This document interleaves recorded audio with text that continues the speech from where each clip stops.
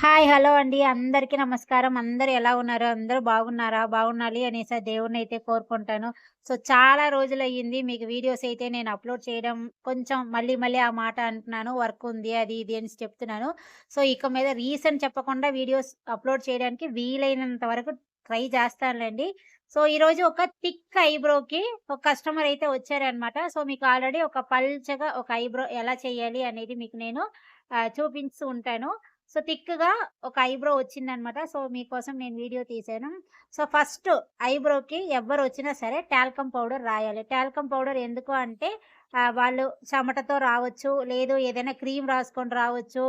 ఇలాంటి అవన్నీ అప్లై చేస్తూ వస్తారు కాబట్టి కంపల్సరీ పౌడర్ రాస్తే మీకు ఆ ప్లేస్ అనేది కొంచెం డ్రై అవుతదనమాట. డ్రై అయిన తర్వాత ఐబ్రో కోంపుతోటి ఫస్ట్ మీరు లైట్‌గా దువ్వేసి ఫ్రంట్‌లో లైట్‌గా చిన్నది కట్ చేసుకోండి.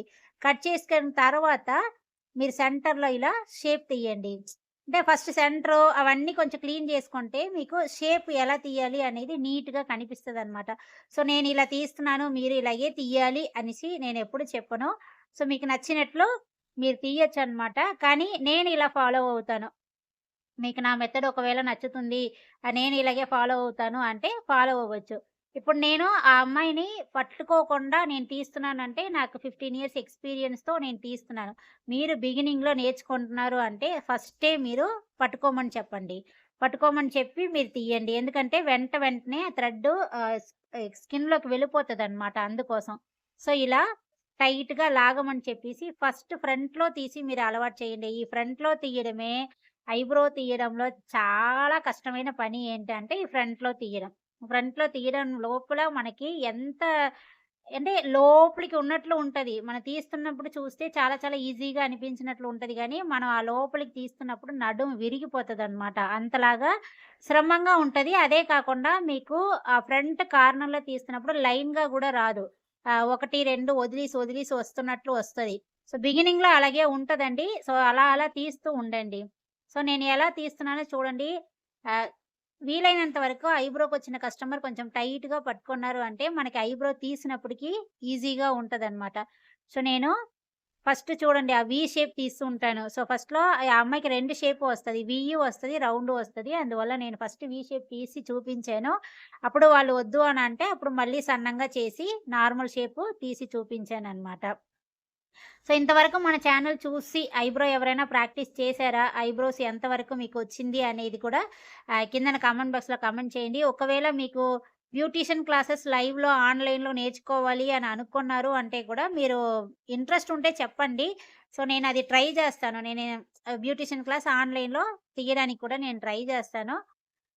ఇది మనం మీరు యూట్యూబ్‌లోను చూసి నేర్చుకోవచ్చు. నేను ముందు నుంచే చెప్తాను. నేను యూట్యూబ్‌లో చెప్పినవే మీకు నేను లైవ్ క్లాస్‌లో చెప్తాను అనేసి. చూడండి.